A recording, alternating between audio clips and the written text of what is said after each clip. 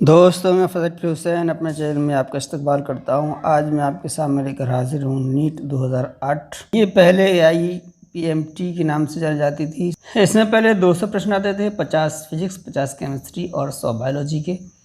तो आज हम आपके सामने बायोलॉजी यानी जीव विज्ञान का सॉल्यूशन पेश करेंगे। तो ये है जीव विज्ञान का पहला प्रश्न। कोशिका झिल्ली की संरचना के संबंध में तरल मोज़ेक मॉडल को ध्यान में रखते हुए बताइए कि एक लिपिड एक स्तर से दूसरे एक स्तर में लिपिडों तथा प्रोटीनों की गति, जिसे फिलिप फ्लॉप गति कहा गया है, के विषय में निम्न में से कौन सा कथन एक सही है। तो सिंगर व निकोलसन ने कोशिका झिल्ली का तरल मोज़ेक मॉडल प्रस्तुत किया था। इस मॉडल के अनुसार लिपिड अणु बिरले ही एक लिपिड एक स्तर से दूसरे लिपिड एक स्तर पर गति करते हैं। इस गति को हम फिलिप फ्लॉप गति कहा गया है। तो इसमें बी ऑप्शन में देखते हैं, जबकि लिपिड बिरले ही फिलिप फ्लॉप कर सकते हैं, प्रोटीन कर ही नहीं सकते। तो बी ऑप्शन हमारा सही है। अगला प्रश्न है, पादप संरचनाओं के निम्नलिखित जोड़ों में से किस एक में गुणसूत्रों की संख्या अगुणित होती है। तो इसमें आवृत बीजी पौधों में बीजांड के अंदर एक द्विगुणित गुरु बीजाणु मात्र कोशिका परिपक्व होती है। इसमें एक अंडकोशिका और 3 प्रतिव्यसांत कोशिकाएं होती हैं। तो बी ऑप्शन इसका सही है। तीसरा प्रश्न है, प्रकाश संश्लेषण की दृष्टि से C4 पौधे C3 पौधों की अपेक्षा अधिक कार्यकुशल होते हैं।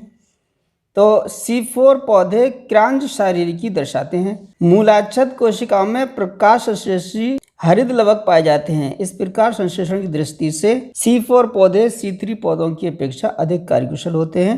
तो डी ऑप्शन हमारा सही है। वयस्क मानव मादाओं में ऑक्सीटोसिन यानी ऑक्सीटोसिन जो हार्मोन है वो पीयूष ग्रंथि के पश्चभाग से स्रावित होता है। यह प्रसव के दौरान गर्भाशय संकुचन के लिए उत्तरदायी होता है। तो इसमें डी ऑप्शन सही है। जेल इलेक्ट्रोफोरेसिस यानी वैद्युत कण संचलन का उपयोग किसके लिए किया जाता है। DNA अणु को रेस्ट्रिक्शन एंडोन्यूक्लियस के द्वारा खंडों में काटा जाता है।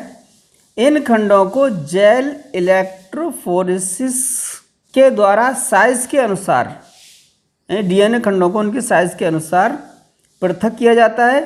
तो बी ऑप्शन इसका सही है। अगला प्रश्न है, पॉलीसोम किसका बना होता है। यूकैरियोटिक कोशिका में राइबोसोम अंतःप्रद्रवी जालिका के सतह पर राइबोफ्लोइन प्रोटीन के द्वारा जुड़े होते हैं। तो अनेक राइबोसोम एक mRNA के साथ जुड़कर पॉलीसोम बनाते हैं। तो ए ऑप्शन इसका सही है। नीचे एक स्तंभ में गर्भ निरोध प्राप्त करने की 4 रीतियां A से D तक और दूसरे स्तंभ में उनके कार्य करने की 4 विधियां 1 से 4 तक दी गई हैं। इन रीतियों और उनके कार्य विधियों के सही मिलान को चुनिए। रीतियों में ए है वो है गोली, ये जो है अंडोत्सर्ग न होने देना, ये इसका कार्य है।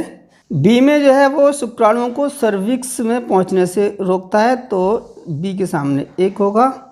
शुक्रवाहिका छेदन, ये वीर्य में शुक्राणु का न होना, ये इसका कार्य है, यानी वीर्य में शुक्राणु को न होने देता है। और कॉपर टी, ये जो है अंतरोपण को न होने देना, ये डी के सामने 2 है। ए 3, बी 1, सी 4 और डी 2। ए ऑप्शन हमारा सही है। हमारे फेफड़ों की जैव धारिता क्या होती है। तो संपूर्ण फेफड़ा धारिता से अवशेषी आयतन को घटाने पर फेफड़ों की जैव धारिता प्राप्त हो जाती है। तो डी ऑप्शन हमारा सही है। निम्नलिखित में से किस एक में नर और मादा युग्मकों स्वतंत्र अस्तित्व वाले स्वच्छंद जीवी नहीं होते हैं।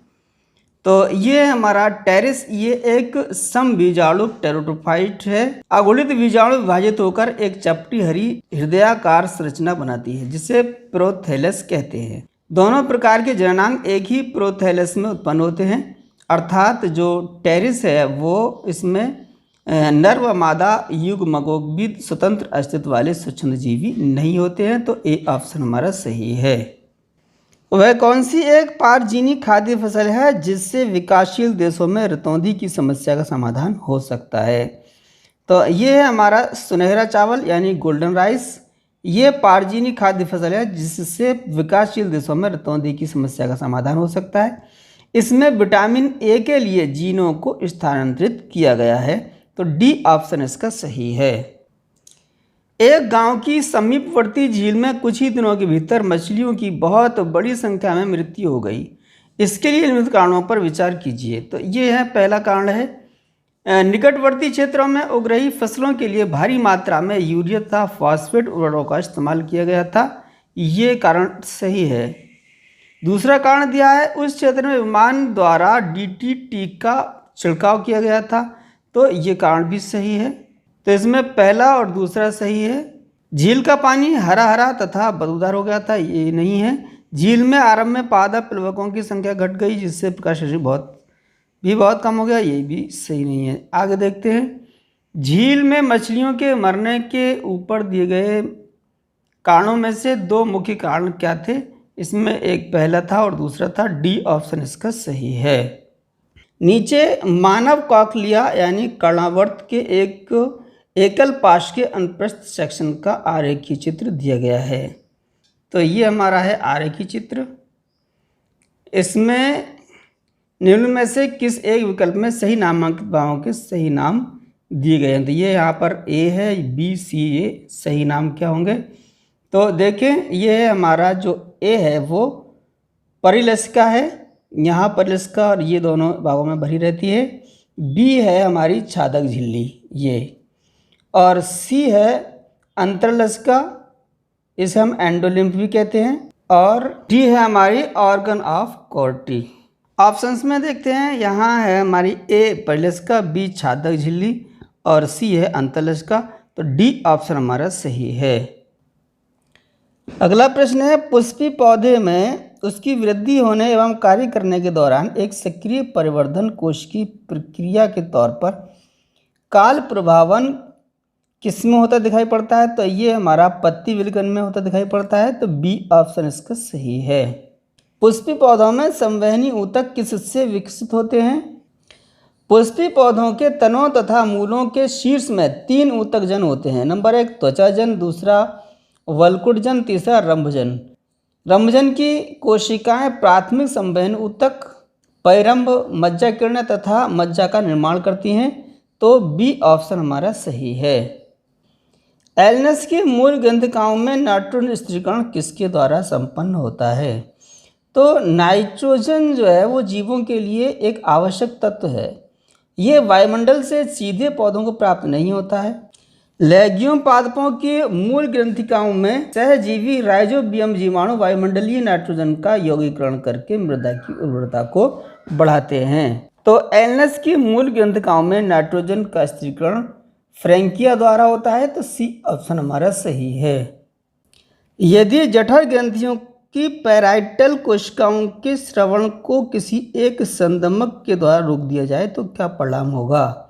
जठर ग्रंथियों से जठर रस का स्रावण होता है और जठर रस में 99% जल और 0.5% HCl तथा एंजाइम होते हैं। तो HCl जो है वो निष्क्रिय पेप्सिनोजन को सक्रिय पेप्सिन में तथा प्रोरेनिन को रेनिन में बदल देता है। तो अगर हम जठर ग्रंथियों की पैटल कोशिकाओं के स्रवण को अगर किसी संदमक द्वारा रोक दिया जाए तो फिर क्या होगा? HCl के स्राव की अनुपस्थिति में निष्क्रिय पेप्सिनोजन सक्रिय पेप्सिनोजन में परिवर्तित नहीं होगा। तो सी ऑप्शन इसका सही है। प्रकाश तंत्र सेकंड के उत्तेजित क्लोरोफिल अणु से निकले इलेक्ट्रॉन सर्वप्रथम किसके द्वारा स्वीकारे जाते हैं?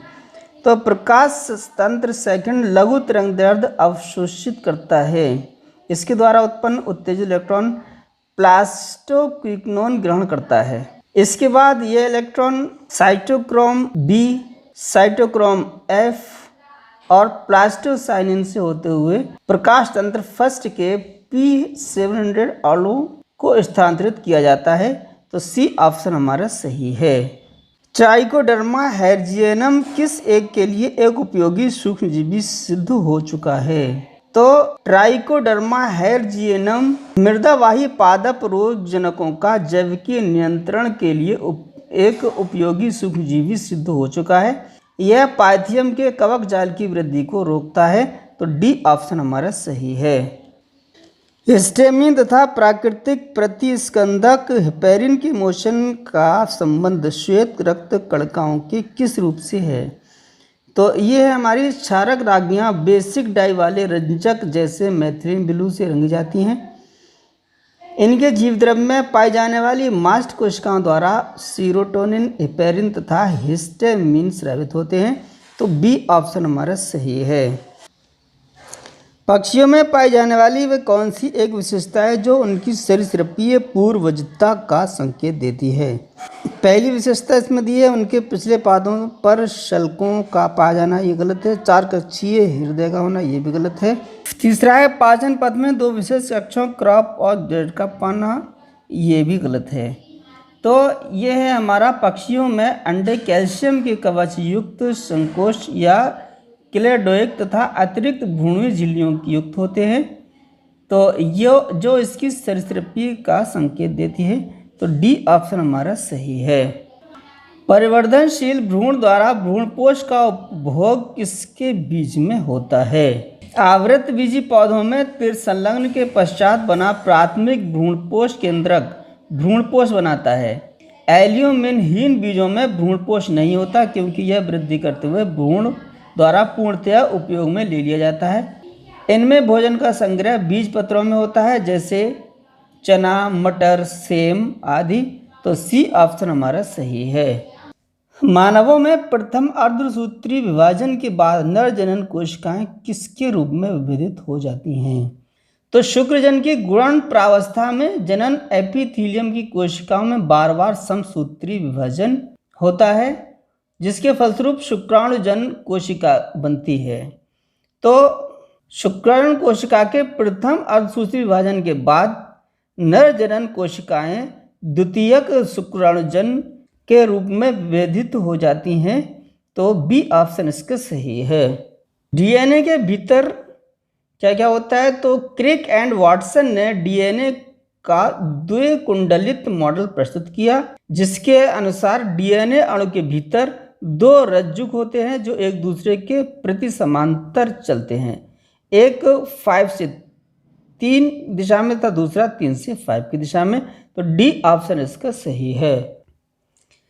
नीचे दिए जा रहे 4 उपायों पर विचार कीजिए जो एक ऐसे क्षेत्र में जहां जीवाणुविक शीर्णता रोग बहुत आमतौर से होता पाया जाता है काबुली चने को सफलतापूर्वक उगाने के लिए किए जा सकते हैं।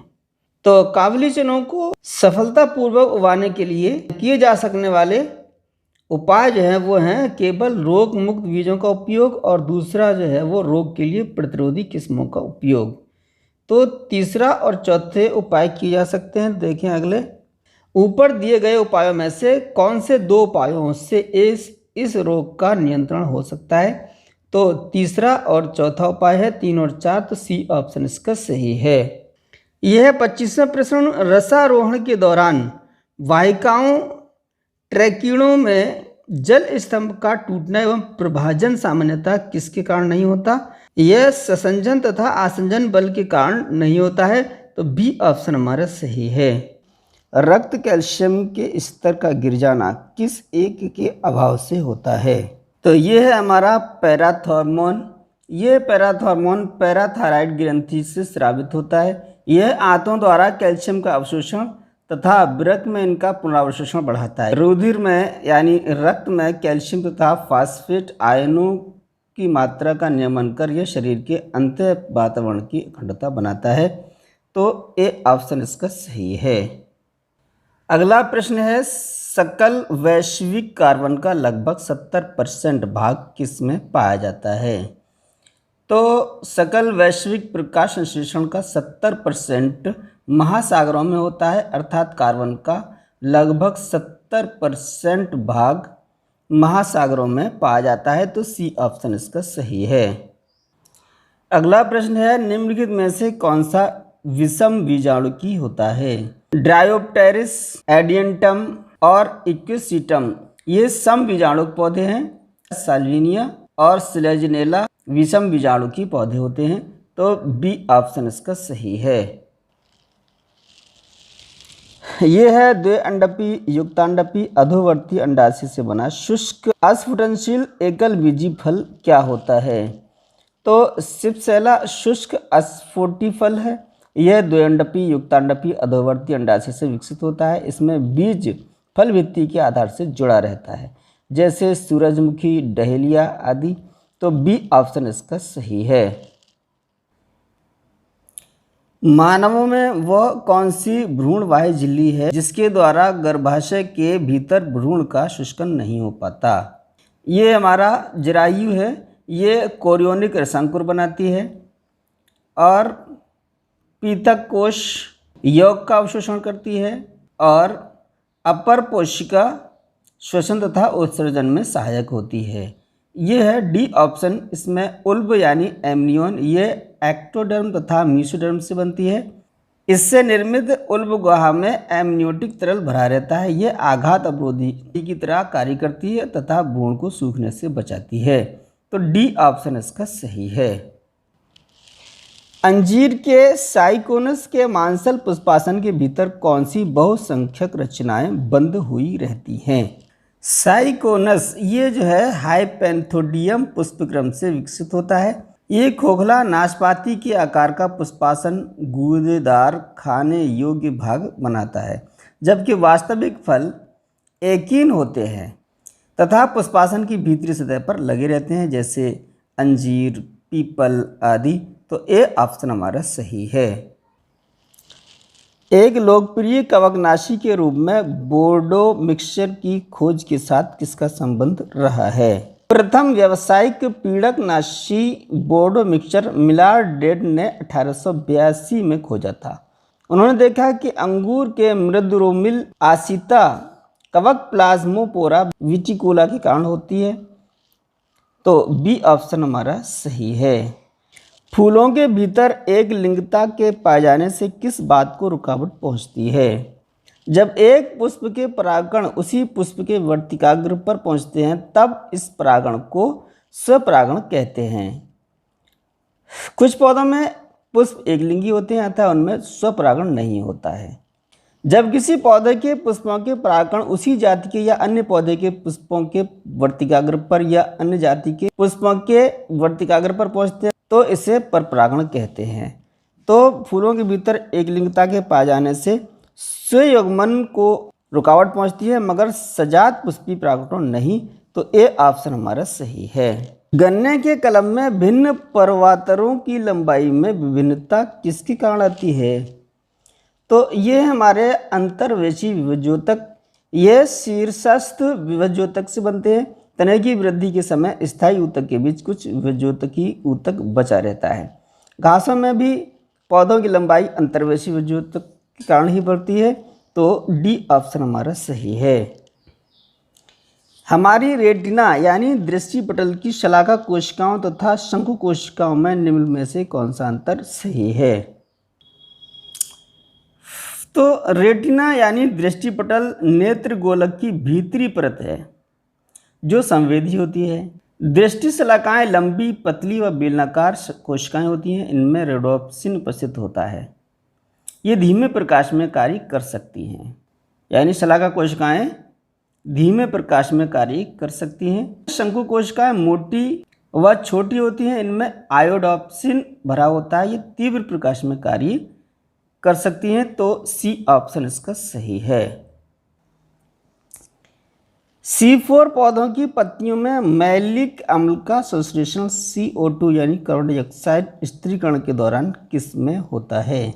C4 पौधों में मध्यपर्ण कोशिकाओं के हृदलवक के स्ट्रोमा में पाए जाने वाला फास्फोइनॉल पार्विक अम्ल CO2 यानी कार्बन डाइऑक्साइड का प्रथम ग्राहक होता है और 4 कार्बन यौगिक ऑक्सैलोएसिटिक अम्ल बनाता है। यह शीघ्र ही मैलिक अम्ल में बदल जाता है।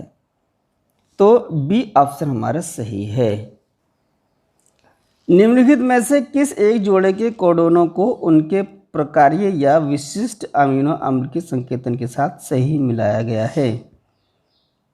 तो जेनेटिक कोड mRNA में उपस्थित नाइट्रोजन क्षारों का एक अनुक्रम है जो डीएनए अणु में प्रतिकृत होता है तथा जिनमें प्रोटीन अणुओं के संश्लेषण के लिए संदेश निहित रहते हैं। तो ये है हमारे UAG, UGA और UAA, ये हमारे समापन कोड हैं। तो बी ऑप्शन हमारा सही है। निम्नलिखित में से किस एक की कोशिका भित्तियों में सेल्यूलोज एक प्रधान घटक होता है? तो कवकों की कोशिका भित्ति में 80 से 90% कार्बोहाइड्रेट तथा शेष प्रोटीन व लिपिड पाए जाते हैं। कवक कोशिका भित्ति का विशेष लक्षण जो है काइटिन की उपस्थिति है, लेकिन पाइथियम की कोशिका भित्ति में सेल्यूलोज पाया जाता है। तो ए ऑप्शन हमारा सही है। प्रकृति में धरती पर गिरने वाले लट्ठों का मंद गति से विघटन होना किसके कारण होता है? तो सूक्ष्म जीव, उत्पादक तथा उपभोक्ताओं के मृत जीव द्रव्य के जटिल पदार्थ को विघटित कर तरल पदार्थ बनाते हैं। प्रकृति में धरती पर गिरने वाले लट्ठों का मंद गति से विघटन उनमें कम नमी के कारण होता है। धरती पर गिरने वाले लट्ठों में सेल्यूलोज की उच्च मात्रा होती है। तो ए ऑप्शन हमारा सही है। पौधों में कार्बोहाइड्रेट सामान्यतः स्टार्च के रूप में उनके भंडारण अंगों में मौजूद होते पाए जाते हैं।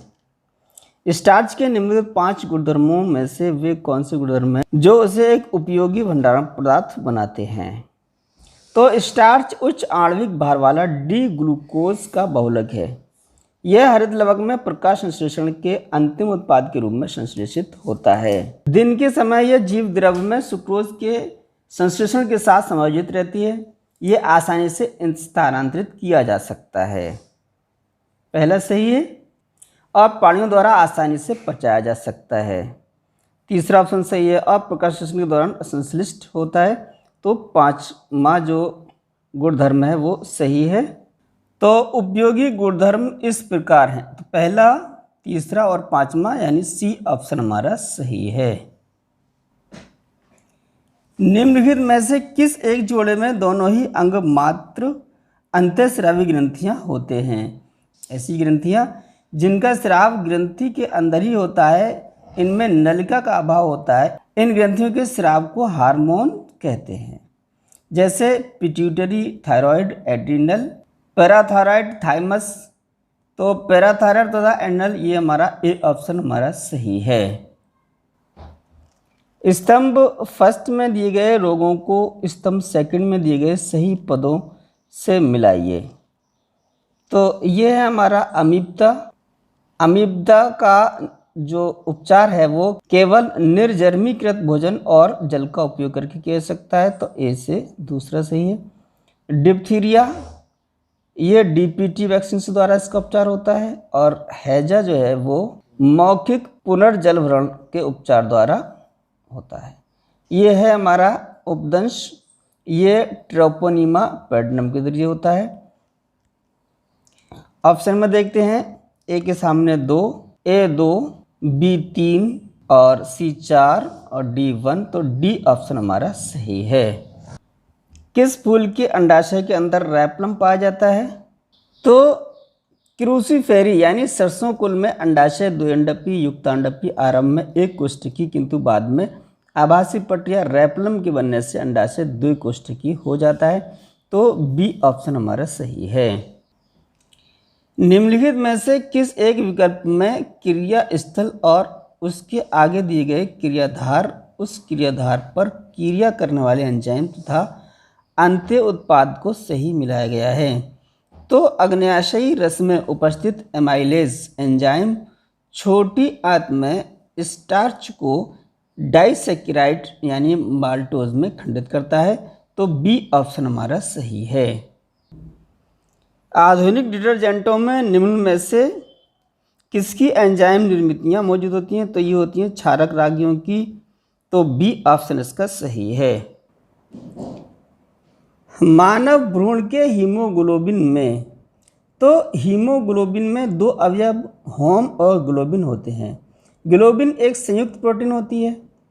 हीमोग्लोबिन में 4 पॉलीपेप्टाइड श्रृंखलाएं यानी 2 अल्फा और 2 बीटा श्रृंखलाएं होती हैं। तो मानव भ्रूण के हीमोग्लोबिन में वयस्क की अपेक्षा ऑक्सीजन के लिए अधिक बंधुता होती है।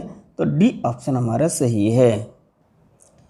निम्नलिखित में से किस एक वैज्ञानिक का नाम उसके द्वारा प्रस्तावित मत के साथ सही मिलाया गया है? पाश्चर, ये रोग का जनन सिद्धांत उन्होंने पेश किया था, तो ये भी सही नहीं है। डी ब्रिज, ये उत्परिवर्तनवाद से संबंधित है, तो ये भी सही नहीं है। ये मेंडल थे वंशागति के नियम, तो ये भी सही नहीं है। ये है हमारे बीजवान, इनका संबंध है जनन द्रव्य के सातत्य का मत से, तो ये जो है ए ऑप्शन हमारा सही है। सर्वाधिक क्रियाशील भक्षकाणुक श्वेत रक्त कणिकाएं कौन सी होती हैं? तो ये होती हैं उदासीन रागी तथा एकलाणु, तो डी ऑप्शन हमारा सही है। CPCB यानी केंद्रीय प्रदूषण नियंत्रण बोर्ड, इसके अनुसार वायु प्रदूषकों का 2.5 या उससे कम माइक्रोमीटर व्यास मानव स्वास्थ्य को सर्वाधिक हानि पहुंचाता है, तो ए ऑप्शन इसका सही है। किसी विशिष्ट मनोनुवर्तनी औषधि के विषय में निम्न में से कौन सा एक कथन सही है? तो विभ्रमक जो है वो विचार तथा भावनाओं को बदल देते हैं, जैसे LSD, भांग, चरस आदि, तो ए ऑप्शन इसका सही है। राइबोसोम की 2 उप इकाइयाँ किसके क्रांतिक आयन स्तर पर संयुक्त हुई रहती हैं?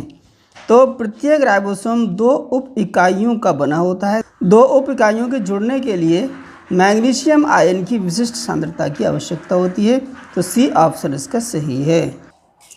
अगला प्रश्न है, तंत्रिका आवेग के प्रेषण के दौरान क्रिया विभव से किसकी गति कहाँ को होती है?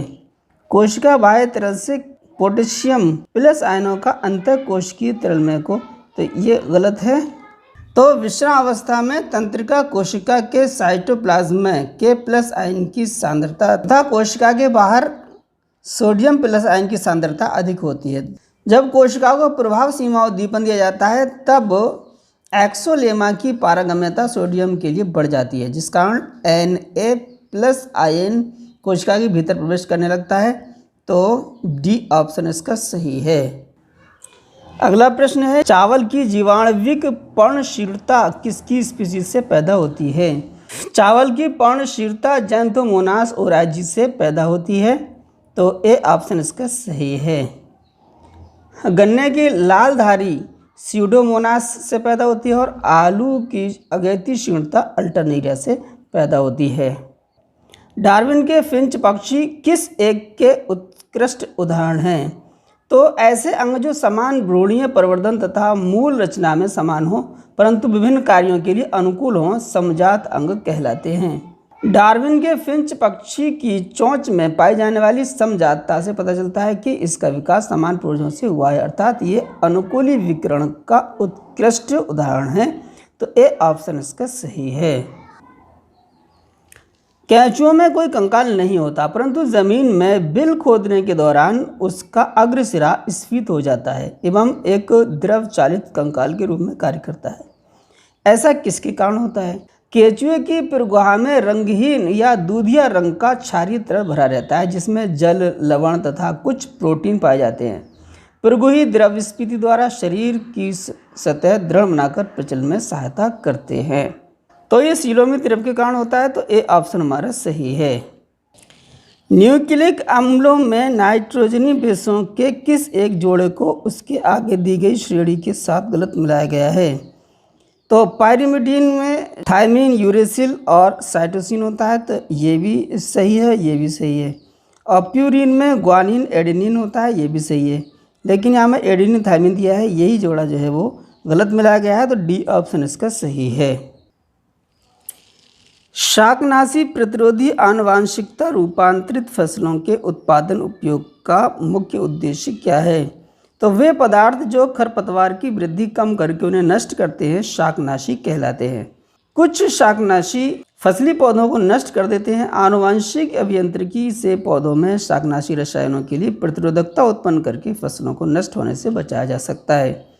तो स्वास्थ्य रक्षा के लिए खाद्य वस्तुओं की शाकनाशी का संचयन कम करना, शाकनाशी प्रतिरोधी आनुवंशिकता रूपांतरित फसलों का उत्पादन, तो इसका ये उद्देश्य है। डी ऑप्शन हमारा सही है। मुंह की लार तथा आंखों से निकले आंसू सहज प्रतिरक्षा के अंतर्गत किस रोधी प्ररूप के वर्ग में आते हैं? तो सहज प्रतिरक्षा शरीर की अविशिष्ट रक्षा विधियां हैं। ये शरीर के विभिन्न रोगाणुओं के प्रवेश के प्रति शारीरिक अवरोध उत्पन्न करता है। तो मुंह की लार तथा आंखों से निकले आंसू और ताप ये हमारे कार्यकी रोधी हैं।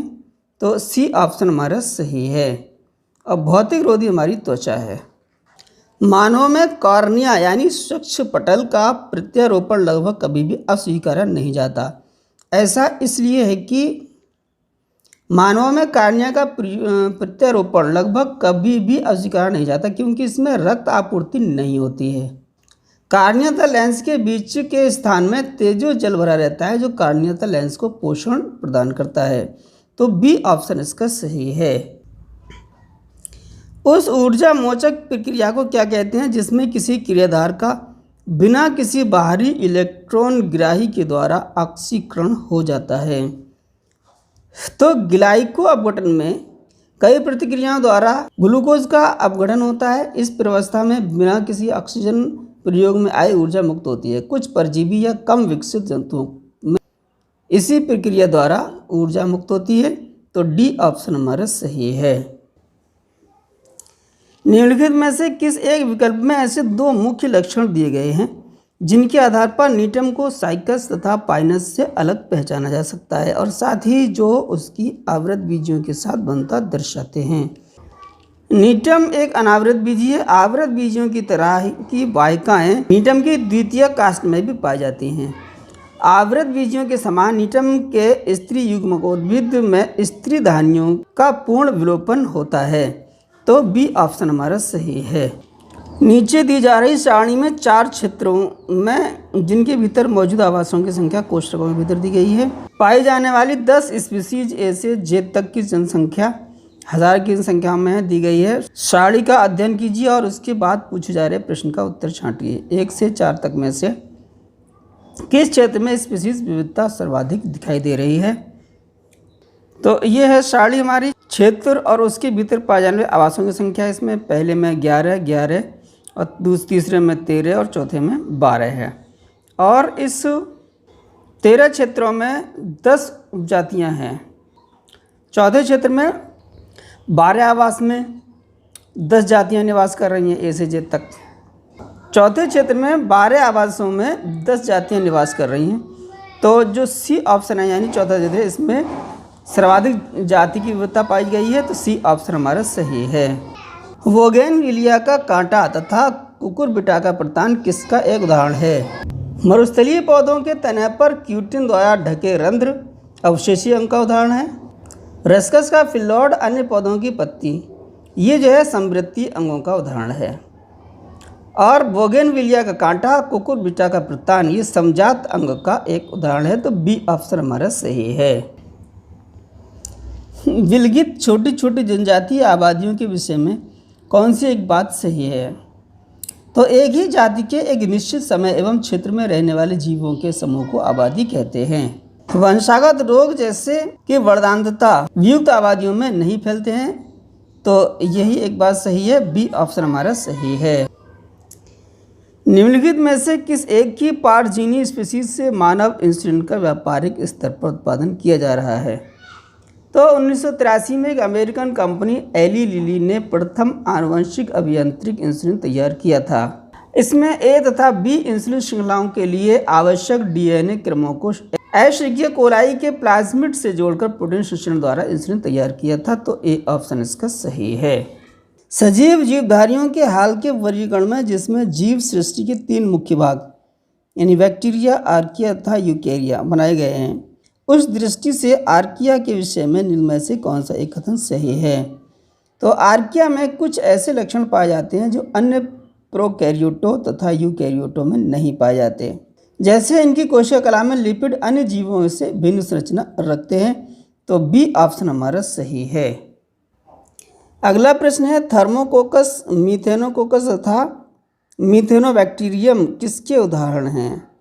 तो ये जो थर्मोकोकस और मीथेनोकोकस तथा मीथेनोबैक्टीरियम ये जो है आर्की बैक्टीरिया के उदाहरण हैं जिनके भीतर ऐसे प्रोटीन होते हैं जो सुकेंद्रिकियों के क्रोट हिस्टोनों के समजात होते हैं, तो ए ऑप्शन इसका सही है। सक्सिनिक डिहाइड्रोजिनेस का एक प्रतिस्पर्धी संदमक क्या होता है?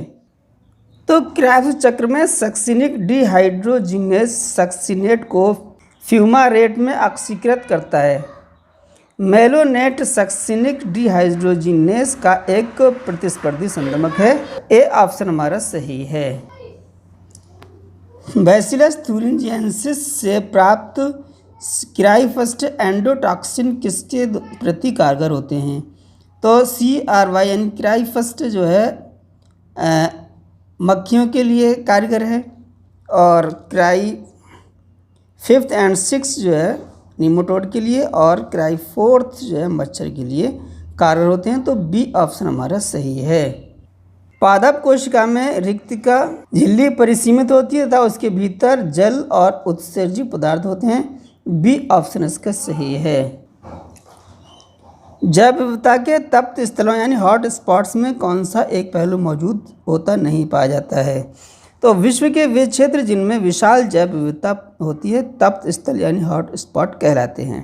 तप्त स्थल जो है वो स्थानिकता, त्वरित जाति यानी आवास ह्रास की दर, क्षेत्र में स्थानिक जातियों की संख्या, ये हमारे तीनों पहलू मौजूद होते हैं। ये हमारा निम्नतर अंतर जातीय प्रतिस्पर्धा, ये पहलू इसमें मौजूद नहीं होता है, तो सी ऑप्शन हमारा सही है। गर्भ निरोध के संबंध में निम्नलिखित कथनों पर विचार कीजिए और उनके आगे पूछे जा रहे प्रश्न का उत्तर दीजिए। पहला कथन है, प्रथम त्रैमास में चिकित्सीय गर्भ समापन सामान्यतः निरापद यानी खतरे से बाहर होता है, तो ये जो कथन है वो सही है, पहला कथन। दूसरा है, जब तक माँ अपने शिशु को 2 वर्ष तक स्तनपात कराती रहती है तब तक गर्भधारण की संभावना नहीं होती, ये गलत है। कॉपर टी जैसी आंतर गर्भाशय युक्तियाँ कारगर गर्भ निरोधक होती हैं, ये भी सही है। और चौथा जो दिया है, संभोग के बाद गर्भ निरोधक गोलियाँ का 1 सप्ताह तक सेवन करने से गर्भधारण रुक जाता है, तो ये गलत है, क्योंकि संभोग के बाद 72 घंटे के अंदर गर्भ निरोधक गोलियों गोलियों का सेवन करने से गर्भाधान रुक जाता है, तो ये जो चौथा है वो गलत है। अब इसमें हमारा जो क्वेश्चन है वो ये है, बताइए ऊपर दिए गए कथनों में से कौन से 2 सही हैं? तो पहला और तीसरा सही थे, तो सी ऑप्शन इसका सही है। पौधों में नीमेटोडों से होने वाले रोगों का जैविकी नियंत्रण निम्न में से किसके द्वारा कारगर सिद्ध हुआ है? पीसिलोमाइसिस लिलेसिनस के द्वारा कारगर सिद्ध हुआ है, तो डी ऑप्शन हमारा सही है।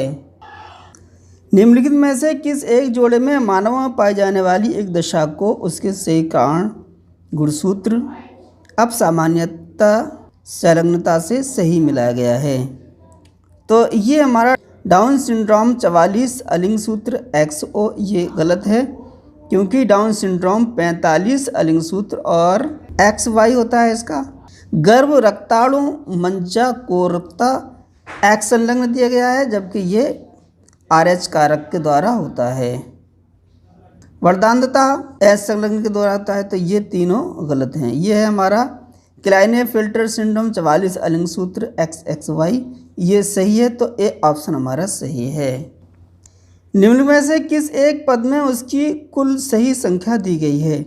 तो ये मानव में ग्रीवा कोशिकाएं 7 होती हैं, तो ये सही नहीं है। डायबिटीज़ यानी मधुमेह रोग के प्रकार 2 होते हैं, तो ये भी सही नहीं है।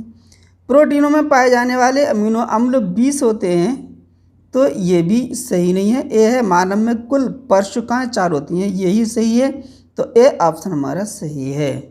अंकुरणशील बीजों में वसा अम्लों का निम्नीकरण केवल इसके भीतर ही होता है। तो ये है ग्लाइऑक्सिसोम, जिसमें अंकुरणशील बीजों में वसा अम्लों का निम्नीकरण होता है। तो ये है ग्लाइऑक्सिसोम यीस्ट है, ये न्यूरोस्पोरा तथा बहुत से उच्च पादपों के तेली बीजों में पाए जाते हैं, तो बी ऑप्शन इसका सही है। बीजांड के प्रवेश द्वार पर बना तंतु रूप उपकरण क्या करता है? तो ये है, सहायक कोशिकाएं अणुकोशिका के पार्श्व में स्थित होती हैं, जिसमें अंगुलीनुमा उभार पाए जाते हैं, जिन्हें तंतुरूप उपकरण कहा जाता है। निषेचन के समय सहायक कोशिका का तंतुरूप उपकरण परागनलिका को एक सहायक कोशिका में प्रवेश करने में सहायता करता है, तो ए ऑप्शन हमारा सही है। भारत में निम्नलिखित में से किस एक को जीवाश्म ईंधनों के विकल्प के रूप में एक जैव ईंधन की तरह इस्तेमाल करने का परीक्षण किया जा रहा है? तो जैव ईंधन जैविक उत्पत्ति के वे पदार्थ हैं जो ऊष्मा एवं ऊर्जा के अन्य रूपों को प्राप्त करने के लिए उपयोग किए जाते हैं। जैट्रोफा, यूफॉर्बिएसी के सदस्य आदि पौधे प्रकाश संश्लेषण से उत्पादित पदार्थों के कुछ भाग को दूध जैसे पदार्थ लेटेक्स में परिवर्तित कर देते हैं, जैव ईंधन के रूप में काम आ सकता है। तो ए ऑप्शन इसका सही है। निम्नलिखित में से कौन सा एक भाग एंजाइम क्रिया के लिए प्रतिरोधी होता है? पराग का बाह्यचोल मुख्यतः स्पोरोपोलिनिन का बना होता है, जो कैरोटीनॉयड के ऑक्सीकरण बहुलीकरण से बनता है, जो एंजाइम के लिए प्रतिरोधी होता है। तो सी ऑप्शन हमारा सही है। प्रत्यर्थ प्रौद्योगिकी क्या है? तो एक जीन से अनुरेखण द्वारा बने संदेशवाहक आरएनए के पूरक आरएनए अणु का संश्लेषण प्रत्यर्थ प्रौद्योगिकी के द्वारा होता है। जब कभी आरएनए के एक ऐसे अंश का जो अनुक्रम में पूरक प्रकार का हो किसी विशिष्ट जीन की अभिव्यक्ति को रोकने में इस्तेमाल किया जाता है। तो सी ऑप्शन हमारा सही है। उत्परिवर्तन अध्ययनों के लिए द्विगुणितों की तुलना में अगुणित अधिक उपयुक्त होते हैं। ऐसा इसलिए क्योंकि, तो इसका कारण हम ऑप्शंस में देखेंगे। तो ये कारण हमारे दिए गए हैं। जनन कर सकने की दृष्टि से द्विगुणितों की तुलना में अगुणित अधिक स्थिर होते हैं, ये गलत है। उत्परिवर्तनों का अगुणितों में प्रवेश करना उससे कहीं ज़्यादा कारगर रूप में होता है जितना कि अन्यथा द्विगुणितों में, ये भी गलत है। अगुणित पौधे उत्परिवर्तियों के चयन के लिए सहायक हैं क्योंकि इनमें प्रभावी तथा अप्रभावी दोनों प्रकार के लिए दृष्टिगत होते हैं। तो सभी उत्परिवर्तन चाहे वे प्रभावी हों चाहे अप्रभावी हों अगुणितों में अभिव्यक्त हो जाते हैं। इसलिए उत्परिवर्तनों के अध्ययन के लिए द्विगुणितों की तुलना में अगुणित अधिक उपयुक्त होते हैं। तो डी ऑप्शन हमारा सही है। निम्नलिखित में से कौन सा एक लक्षण संघ एनिलिडा की विशिष्टता नहीं है? तो एनिलिडा जंतुओं का शरीर लंबा, द्विपार्श्व सममित त्रिस्तरीय, वास्तविक सीलोम युक्त तथा मेटोमेरिक सखंडता वाला होता है। तो सखंडता होती है। रक्त परिसंचरण तंत्र बंद होता है, ये भी है।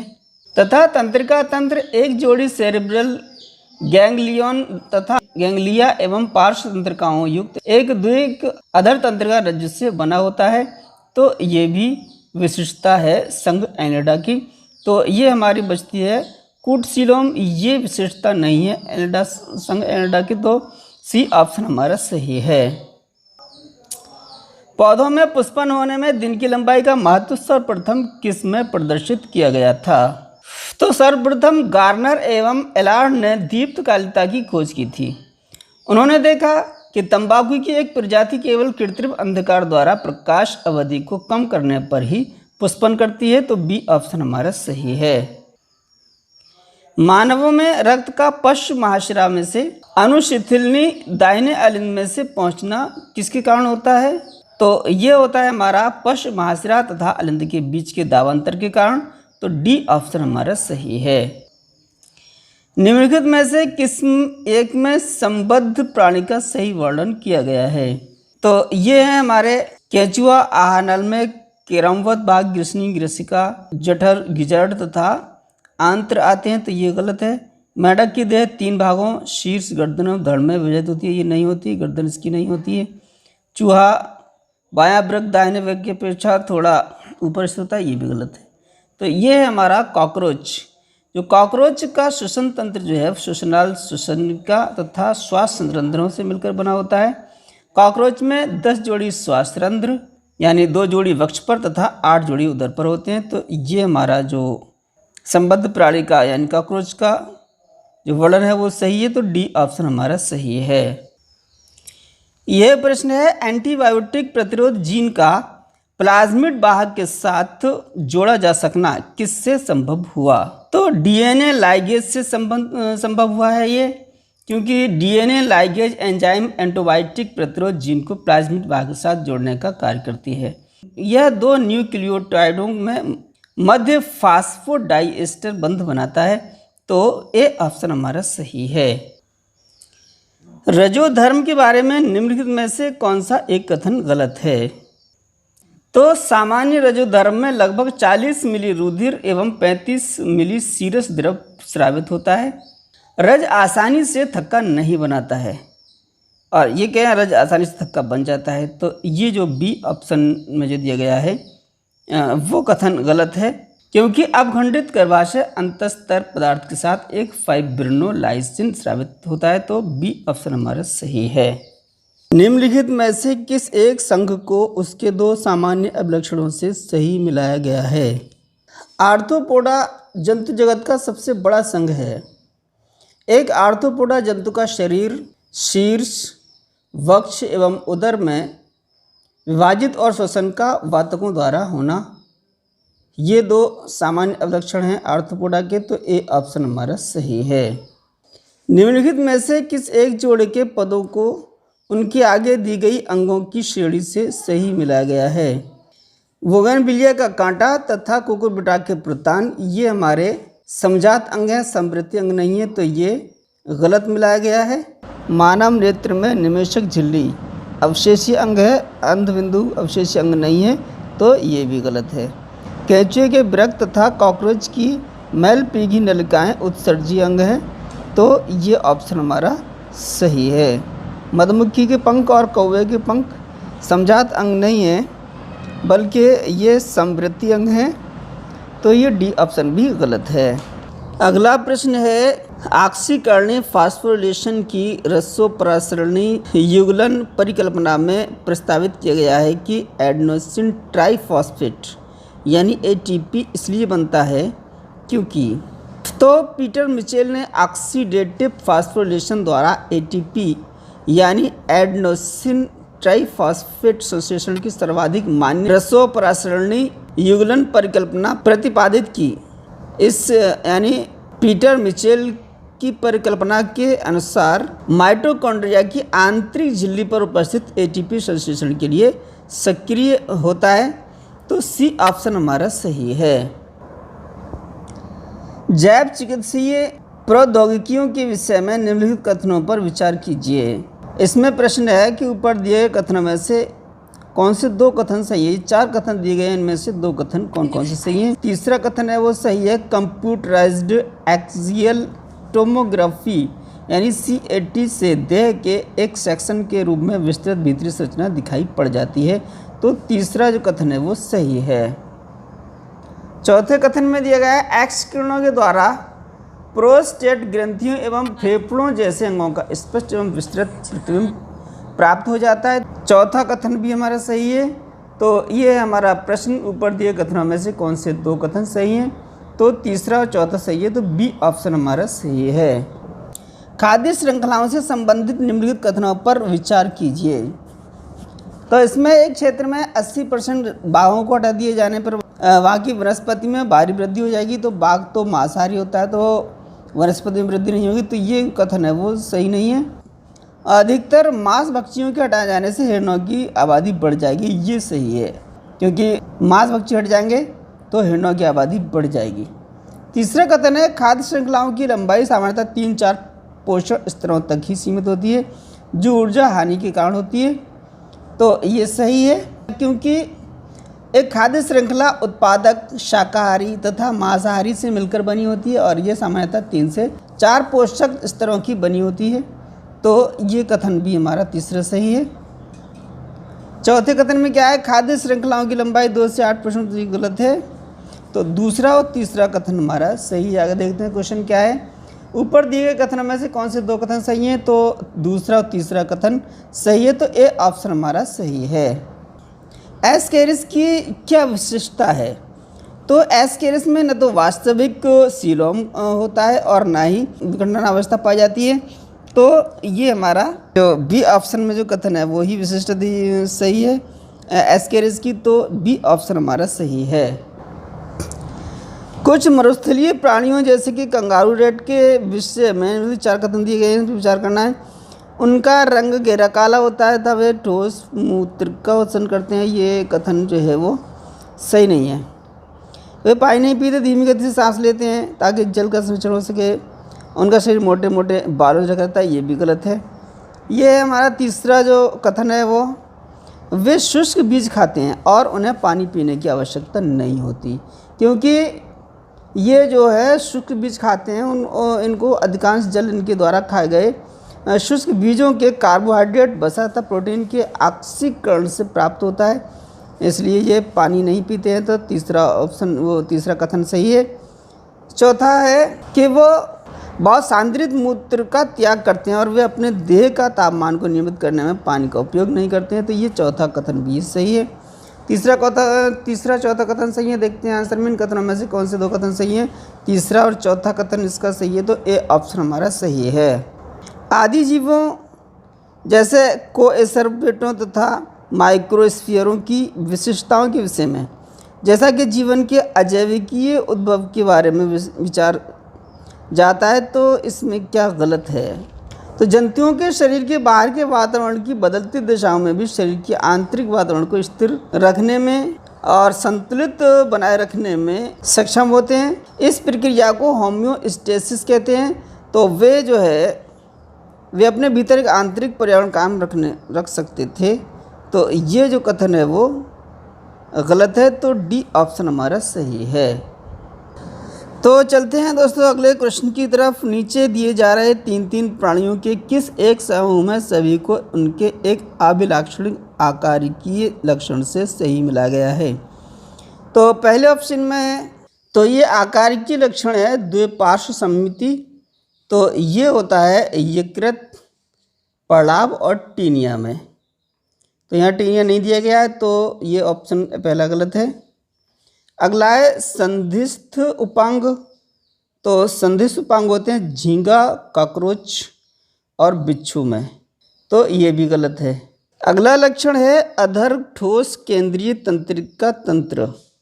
तो ये होता है बिच्छू, मकड़ी, कॉकरोच। तो ये प्राणी हमारे आकारिक लक्षण से सही मिलान कर रहे हैं, तो सी ऑप्शन हमारा सही है। और ये होता है विखंडी खंडी भवन। तो ये होता है एनिलिड जंतुओं में, तो ये भी गलत है। निम्नलिखित में से किस एक में फल कक्ष में अधोवर्ती अंडाशय से विकसित और उसके बीच गुदेदार बीजावरण वाले होते हैं। तो बेलोस्टा बहुअंडपी, युक्तांडपी, बहुकोष्ठी तथा अधोवर्ती अंडाशय से विकसित होता है। इसमें बाह्य फल भित्ति कठोर हो जाती है। अंत्य फल भित्ति कोष्ठकों के अंदर बीजों के बीच में पतली झिल्ली के रूप में पाई जाती है। बीजों के बीजचोल या वाह्यचोल रसीले तथा खाने योग्य होते हैं, जैसे कि अनार। तो ए ऑप्शन हमारा सही है। अगला प्रश्न है निम्नलिखित में से किस एक विकल्प में संपूर्ण वैश्विक ऊष्मायन में कुल 4 में से 2 हरितगृह गैसों के योगदान की सही प्रतिशतता दी गई है। कार्बन डाइऑक्साइड गैस अधिक मात्रा में होने पर मोटा आवरण बना लेती है तथा पृथ्वी से वापस होने वाली ऊष्मा को रोकने लगती है, इसलिए पृथ्वी के इस क्षेत्र का तापमान बढ़ने लगता है। इसे हरित गृह प्रभाव कहते हैं। तो कार्बन डाइऑक्साइड जो है 40% होती है और CH4 यानी मीथेन 20% और CFC 30% नहीं होती, ये गलत है। CFC होती है हमारी 14%, ये सही है, और मीथेन 20%, ये भी सही है। तो ए ऑप्शन हमारा सही है। निर्वाहशील यानी टिकाऊ विकास विषय पर विश्व सम्मेलन 2002 में कहाँ हुआ था? निर्वाहशील विकास विषय पर विश्व सम्मेलन 2002 में दक्षिण अफ्रीका तथा विश्व सम्मेलन 1992 में ब्राज़ील में हुआ था। तो ये हमारा जो निर्वाहशील विकास विषय पर विश्व सम्मेलन हुआ है वो 2002 में वो दक्षिण अफ्रीका में हुआ है। तो डी ऑप्शन हमारा सही है। ये है हमारा 100वां प्रश्न और बायोलॉजी पोर्शन का लास्ट क्वेश्चन है ये। तो यह निम्नलिखित में से किस एक में क्वेरकस की जातियां एक प्रभावी घटक होती हैं? तो शीतोष्ण पर्णपाती वन उन स्थानों पर पाए जाते हैं जहां ताप व वर्षा पर्याप्त मात्रा में होते हैं, जैसे कि क्वेरकस। तो ए ऑप्शन हमारा सही है। तो दोस्तों ये है हमारे 2008 का नीट प्रश्न पत्र का बायोलॉजी पोर्शन का लास्ट क्वेश्चन। अगर आपको ये वीडियो अच्छा लगा है तो लाइक करें, और जो हिंदी मीडियम से नीट की तैयारी करें उनको शेयर करें और कमेंट बॉक्स में बताएं कि आपको ये वीडियो कैसा लगा और आपको किस तरह के वीडियो चाहिए। सारे जहां से अच्छा हिंदुस्तान हमारा, हम बुलबुल हैं इसकी ये गुलसिता हमारा।